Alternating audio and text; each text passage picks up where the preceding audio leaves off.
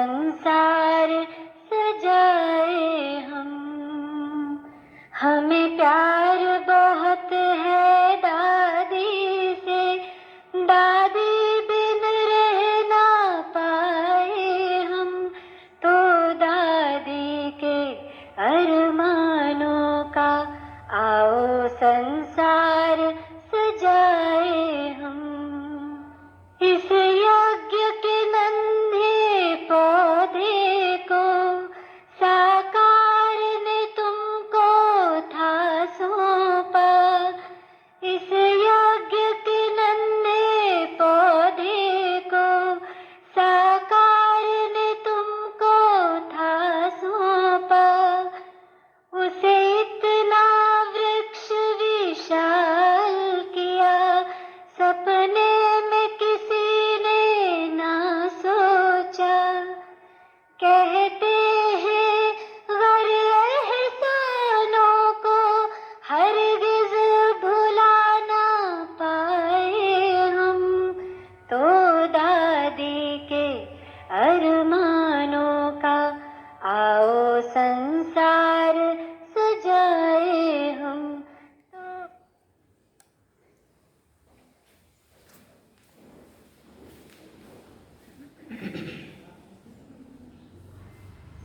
ओम शांति।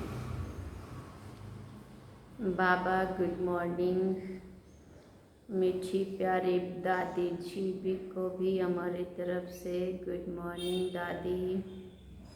आज हम सब जानते हैं 25 अगस्त हमारी मीठी प्यारी दादी माँ, जो हम सभी को बहुत प्यार करती थी, ममता की मूर्त, जिनको हम प्यार से बड़े दादी कहते थे। दादी प्रकाश मणि चीफ ऑफ ब्रह्मा कुमारीज ब्रह्मा बाबा के बाद 1969 से लेकर के और 2007 तक जो बड़े दादी जी ने इस यज्ञ की बागडोर को संभाला। और जैसे अभी अपने गीत सुना कि नन्हा पौधा था ये इस संस्था का, जिसका इतना सारा विस्तार करने के निमित्त बड़ी दादी बनी। तो ऐसी मीठी प्यारी दादी को आज हम दिल से याद करते हैं और उनको अपने श्रद्धा सुमन अर्पित करते हैं। आज हम दादी जी की विशेषताएं भी सुनेंगे और एक तरफ से अभी रक्षाबंधन भी चल ही रहा है, जन्माष्टमी तक ये सब कुछ साथ साथ चलता है। राखी भी और दादी का दिन और साथ में जन्माष्टमी भी बहुत नज़दीक आ रही है। तो ऐसे आज दादी के दिन पर हम बाबा के महावाक्य सुनेंगे। आज बाबा क्या इशारा देते हैं। तो आज बाबा ने सार में कहा, मीठे बच्चे, शांत रहने का स्वभाव बहुत अच्छा है। शांत स्वभाव वाले बहुत मीठे लगते हैं।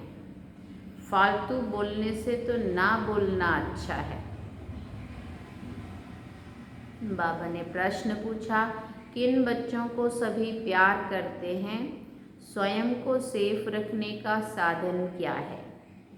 तो बाबा ने उत्तर में कहा, जो सभी की बहुत रुचि से प्यार से सेवा करते हैं उनको सभी प्यार करते हैं।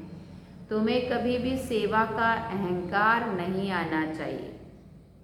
बाप द्वारा जो ज्ञान की कस्तूरी मिली है, वैसे कस्तूरी होता है, इसमें कस्तूरी लिखा है।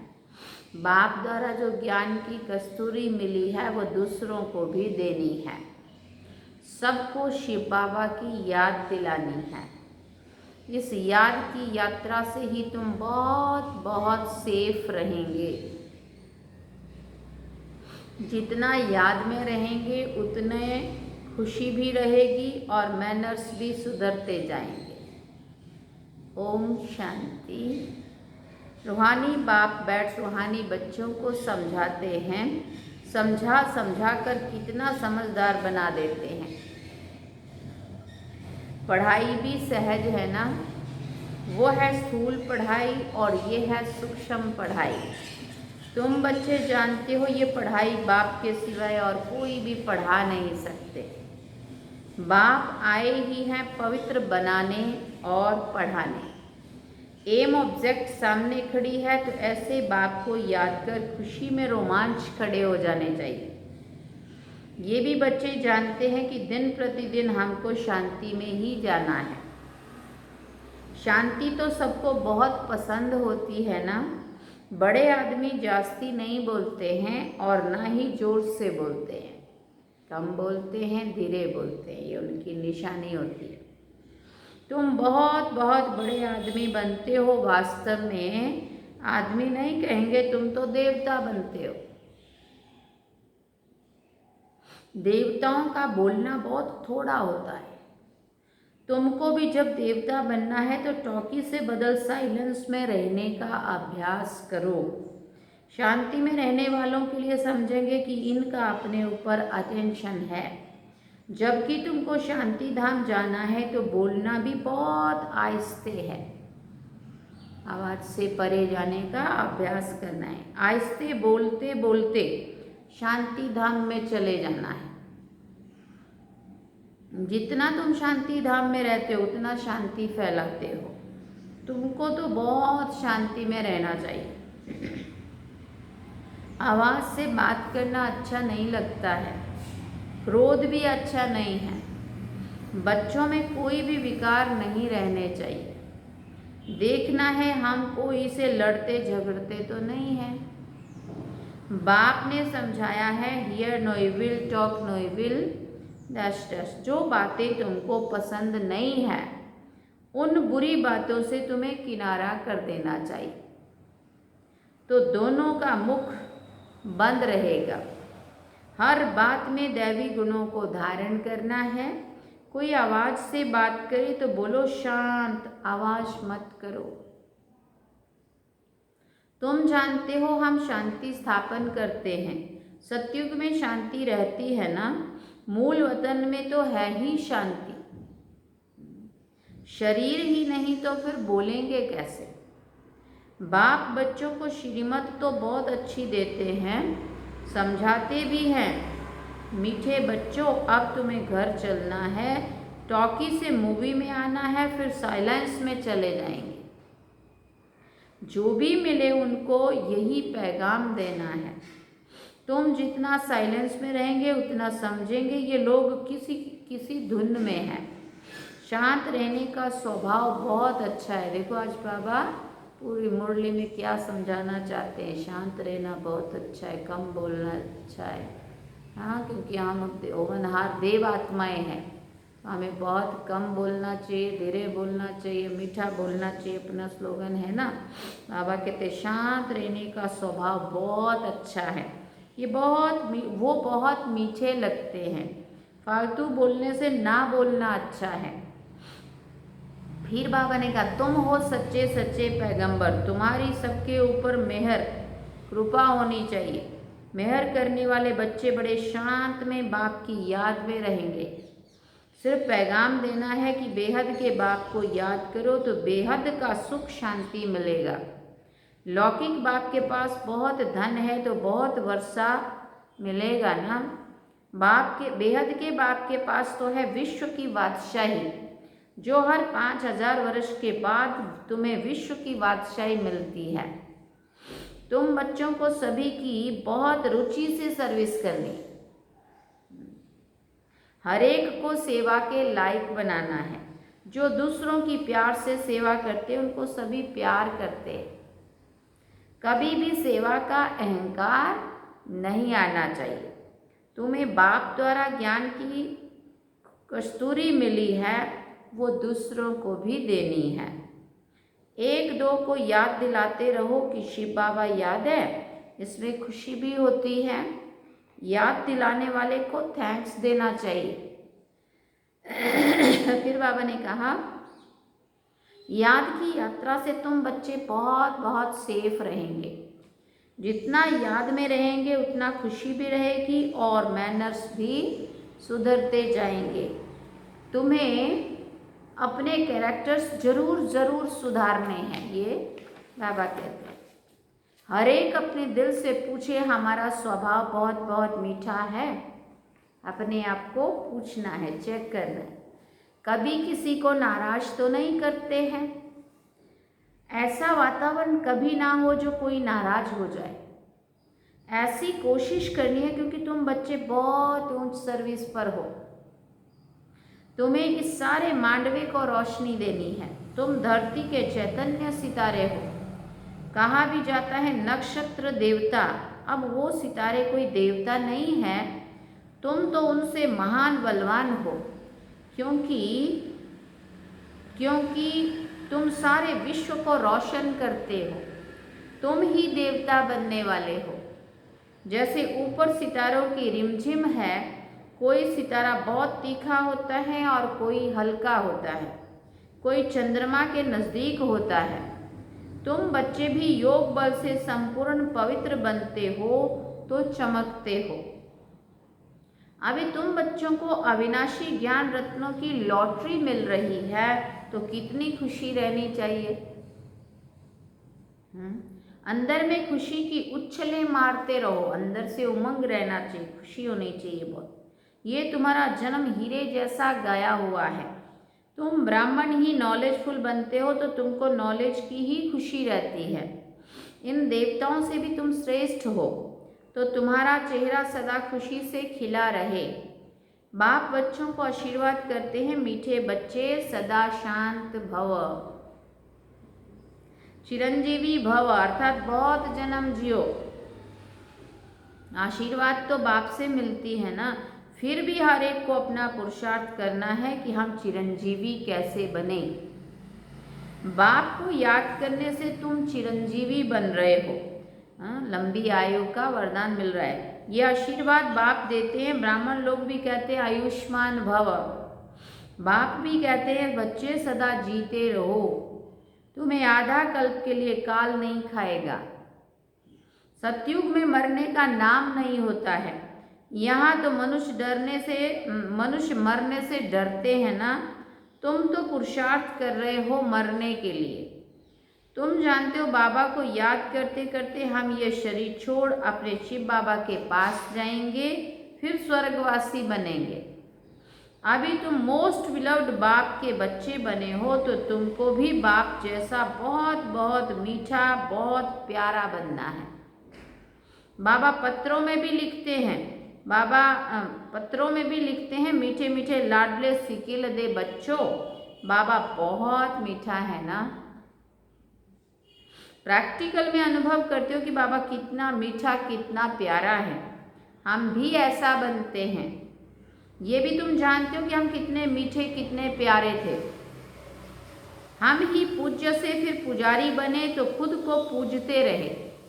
ये भी बड़ी वंडरफुल समझने की बातें हैं। तुम बच्चे जानते हो आधा कल्प के हमारे सब दुख दूर करने वाला बाबा अभी आया हुआ है। कहते हैं हर हर महादेव। अब वो महादेव तो है नहीं, दुख तो बाबा कहते हैं दुख तो बाप ही रहेंगे ना। दुख हरने वाला तो बाप ही रहेगा ना। दुख हरकर सुख देने वाला बाप है। दुख हरता सुख करता बाप है।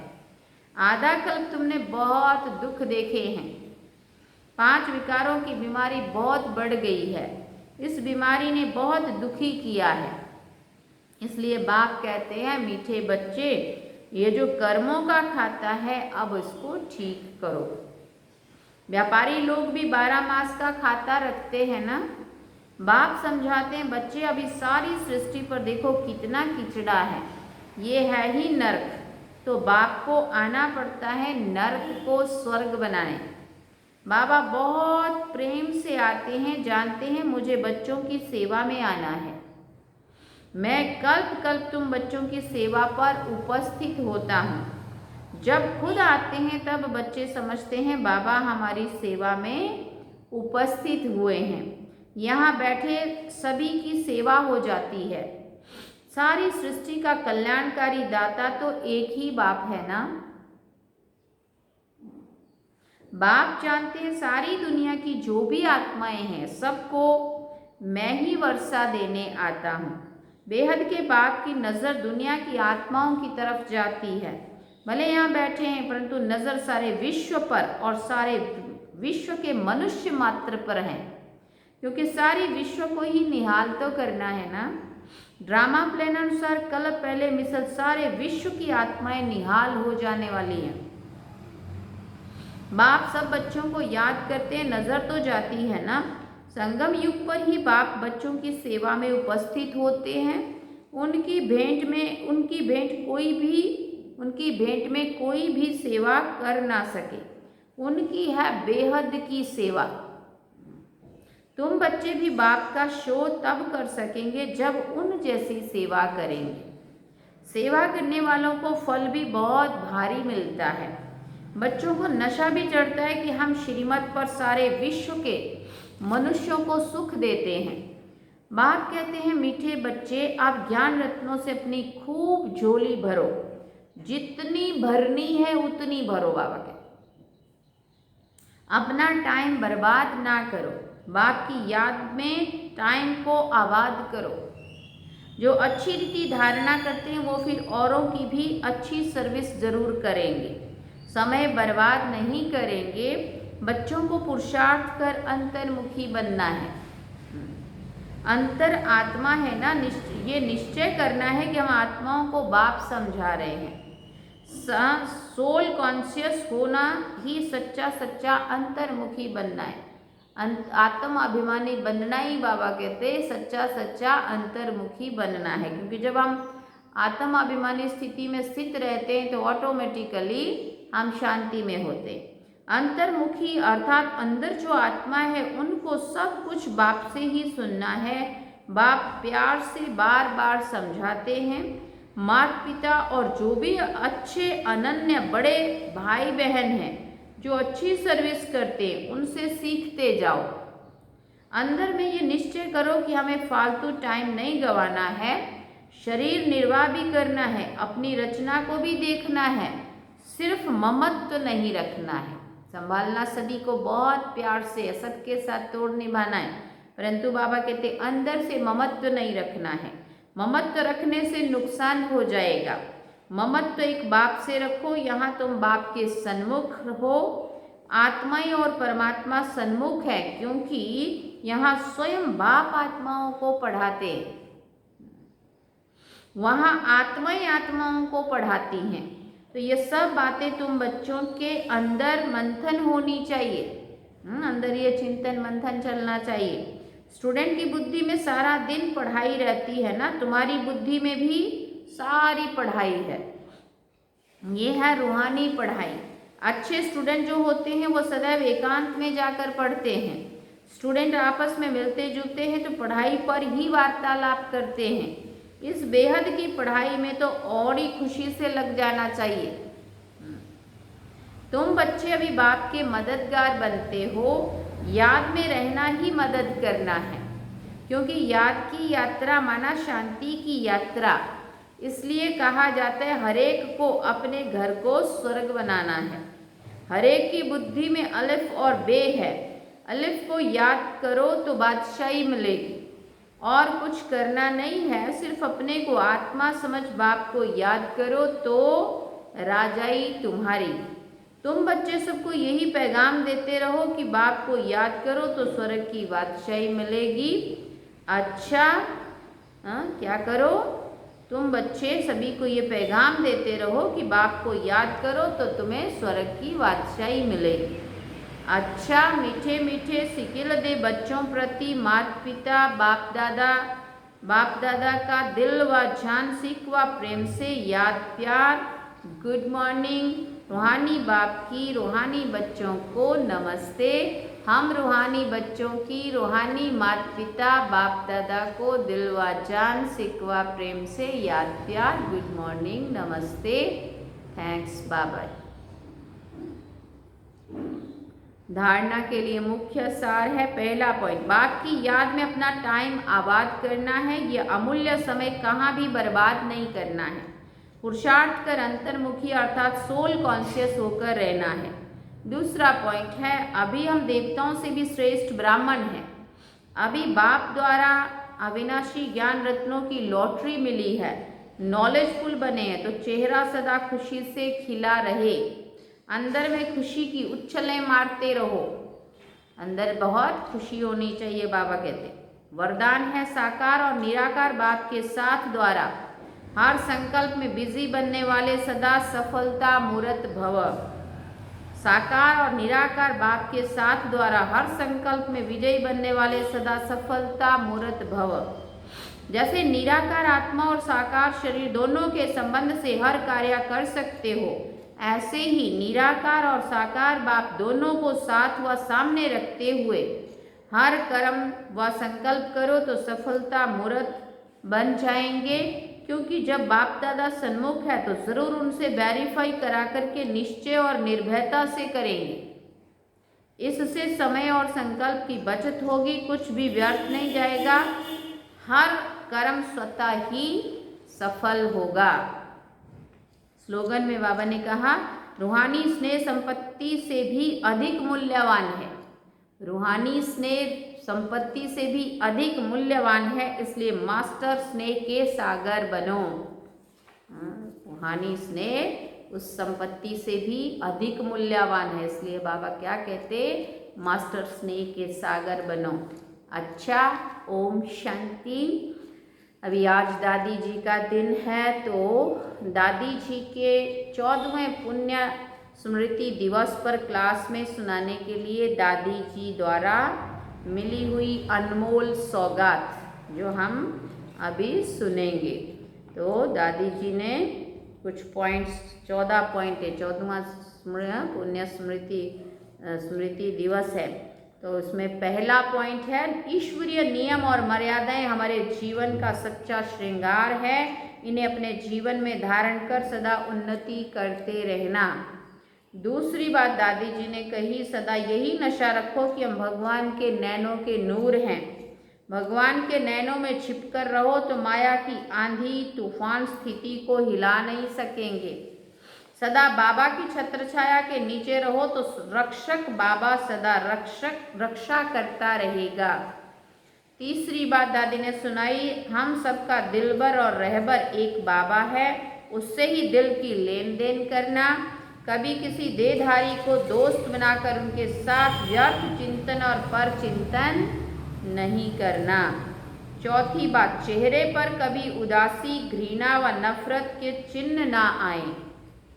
सदा खुश रहो और खुशी बांटते चलो। अपने सेंटर का वातावरण ऐसा खुश नसीबी का बनाओ जो हर एक को खुश नसीब बना दे। पांचवी बात दादी ने कही जितना अंतर्मुखी मुख और मन का मौन धारण करेंगे उतना स्थान का वायुमंडल लाइट माइट संपन्न बनेगा और आने वालों पर उसका प्रभाव पड़ेगा। यही सूक्ष्म स्काश देने की सेवा है। नेक्स्ट पॉइंट, छठा पॉइंट दादी ने कहा कोई भी कारणवश मेरे तेरे में आकर आपसी मतभेद में नहीं आना। आपसी मनमुटाव यही सेवाओं में सबसे बड़ा विघ्न है। इस विघ्न से अब मुक्त बनो और बनाओ। सातवां पॉइंट, एक दो के विचारों को सम्मान देकर हर एक की बात पहले सुनो और फिर निर्णय करो तो दो मतें नहीं होंगी। हर एक छोटे बड़े को रिस्पेक्ट जरूर दो।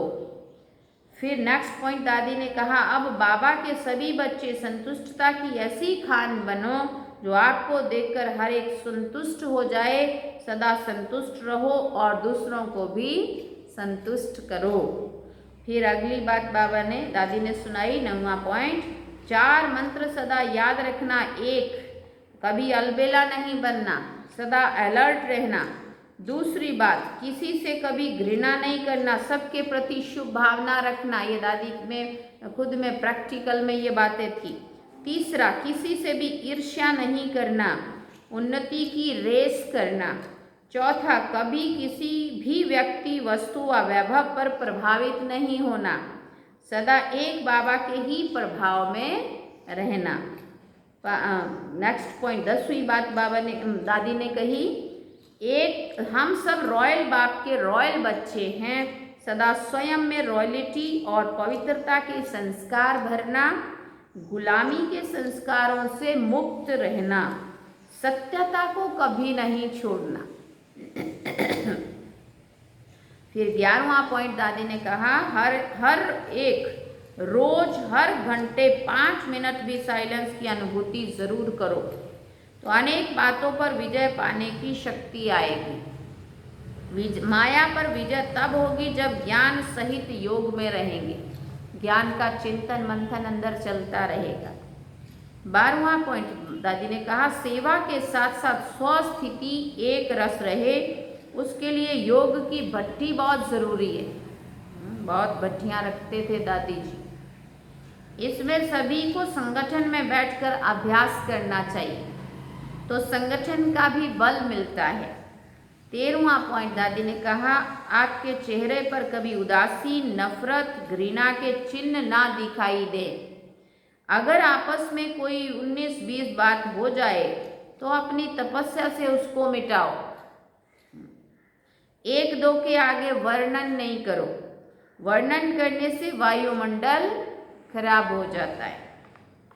14वीं लास्ट बात दादी जी कह रहे हैं, कोई कितना भी मन खराब करने की कोशिश करे, लेकिन उसके प्रभाव में कभी नहीं आना। संग दोष बहुत खराब कर देता। संग दोष भी बहुत खराब होता जो बुद्धि को बदल देता है।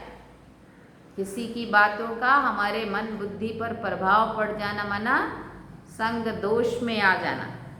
सबसे प्यार करो, सब फ्रेंड्स हैं, लेकिन पर्सनल फ्रेंड किसी को नहीं बनाओ। ये अंडरलाइन करो। ये दादी का लास्ट पॉइंट 14वां पॉइंट है।